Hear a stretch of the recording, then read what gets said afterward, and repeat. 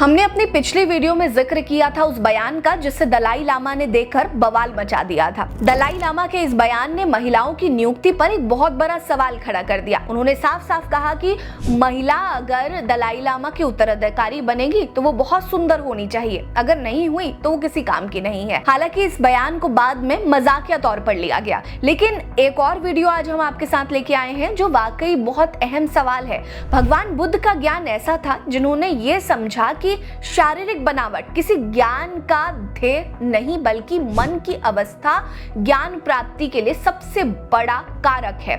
और यही कारण था कि बुद्ध ने महिला भिक्षु को भी संघ का हिस्सा बनने के लिए इजाजत दे दी थी। लेकिन समय के साथ साथ एक मत बहुत प्रचलित हुआ कि बुद्धत्व को केवल पुरुष ही प्राप्त कर सकते हैं, महिलाएं नहीं। बदलते समय की अवधारणा ने महिलाओं को हमेशा कमतर समझा था। नतीजा सदियों से महिलाओं के बुद्ध बनने और ना बनने को लेकर बहस जारी है, जिसका कहीं ना कहीं कारण समाज में पितृसत्तात्मक दृष्टिकोण और आध्यात्मिक समानता की सोच है।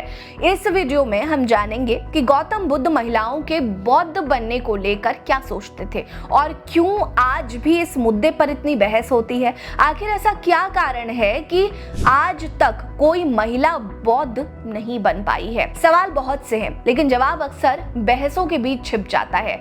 कुछ ऐसे ही सवालों के जवाब जानने की कोशिश करेंगे। नमस्कार, मेरा नाम है रीटा, आप भीमसेना देख रहे हैं।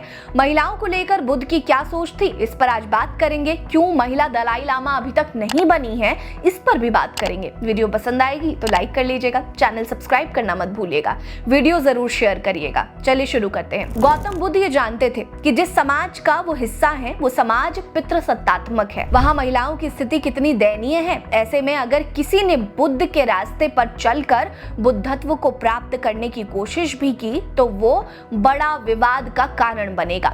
ऐसा कभी नहीं था कि वो महिलाओं को पुरुषों से कमतर समझते थे, लेकिन उन्हें पुरुष प्रधान समाज में महिलाओं के बहिष्कार होने का डर था। वो जानते थे कि जब तक महिला खुद जिद्दी नहीं होगी तब तक वो बौद्ध धर्म में प्रवेश नहीं कर सकती है। इसीलिए जब महिलाओं ने बौद्ध भिक्षुणी बनने की इच्छा व्यक्त की तो गौतम बुद्ध उसके खिलाफ थे। अब सवाल ये है कि दूसरे धर्मों में जहां आध्यात्मिकता का पुरुषोत्तव से जोड़कर देखा जाता है, वहीं बौद्ध धर्म में महिलाओं और पुरुषों को समान माना जाता है। वहीं बुद्ध ने महिलाओं और पुरुषों को समान माना। बुद्ध का मानना था कि ज्ञान प्राप्त करने के लिए शारीरिक बनावट मायने नहीं रखती, बल्कि मन की शांति, मन की स्थिति मायने रखती है। आपका तप, आपकी साधना शारीरिक बनावट की मोहताज नहीं है, बल्कि मानसिक अवस्था पर निर्भर करती है। और इसीलिए बौद्ध धर्म इकलौता ऐसा धर्म है जिसमें महिलाओं को भी पूरी आजादी है। वो अपने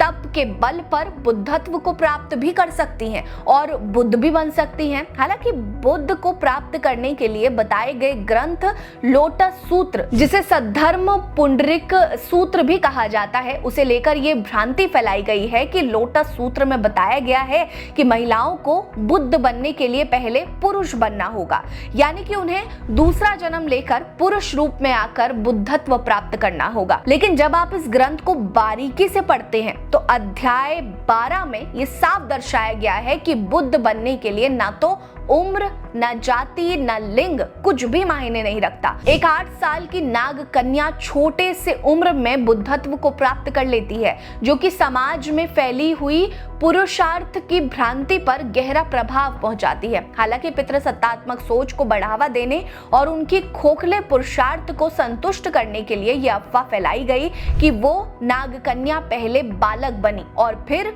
बुद्ध बन गई थी। सच तो यही है कि लोटस सूत्र का मानना है कि बिना किसी भेदभाव के बुद्धत्व को प्राप्त किया जा सकता है। ये सूत्र महिलाओं को कैसे बुद्धत्व प्राप्त करना है उसके लिए बेहतर मार्गदर्शन का काम करता है, जिसे आज के समय में काफी तोड़ मरोड़ कर पेश किया गया है। अब सवाल यह है कि जब स्वयं गौतम बुद्ध ने इस बात को स्वीकार किया है कि महिला भी बुद्ध बन सकती है, तो फिर उनके बाद के समय में इस मुद्दे पर बहस क्यों की जा रही है, जबकि बौद्ध धार्मिक मतों के अनुसार महायान और निचिरेन जैसे बौद्ध परंपरा परंपराएं ऐसे समुदाय हैं जो बुद्ध के बताए गए मार्ग का पूरी तरह से अनुसरण करते हैं।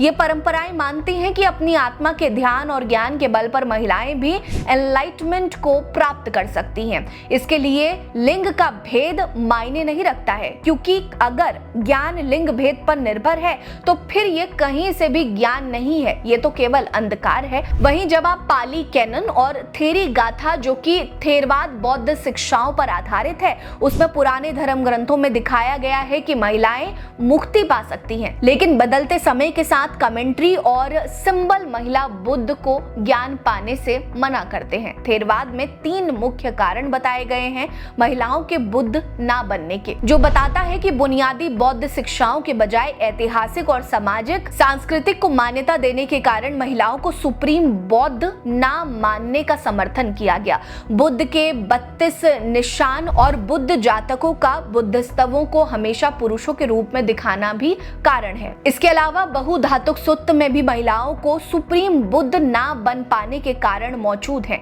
थेरवाद में माना जाता है कि भले ही महिलाओं में अरहंत बनने के सारे गुण हैं, फिर भी वो सम्मा संबुद्ध बुद्ध बनने के क्राइटेरिया को पूरा नहीं कर सकती हैं, जिसका एक मुख्य तर्क 32 निशान से जुड़ा हुआ है, जिसमें छिपा हुआ पुरुष अंग होना भी शामिल है। लेकिन महिलाएं कभी भी इस नियम को पूरा नहीं कर सकती हैं। थेरवाद में इन निशानों को सिर्फ सिंबॉलिक रूप से नहीं बल्कि बुद्धत्व के लिए भी अहम माना जाता है। इसके अलावा भी शारीरिक क्षमता के साथ साथ कई और कारणों से थेरवाद कभी भी इस बात का समर्थन नहीं करता है कि महिलाएं भी बुद्ध बन सकती हैं, और यही कारण है कि अलग अलग परंपराओं और समुदायों के बीच काफी लंबे समय से बहस जारी है, जो शायद आगे भी जारी रहेगी, क्योंकि अलग अलग समुदायों के अपने अपने विचार होते हैं। आप किस परंपरा से सहमत हैं, हमें कमेंट करके जरूर बताइएगा। आप ये भी बताइएगा कि क्या कोई दलाई लामा महिला बननी चाहिए या नहीं, ये भी कमेंट करिए। हमारे साथ बने रहिए। नमस्कार।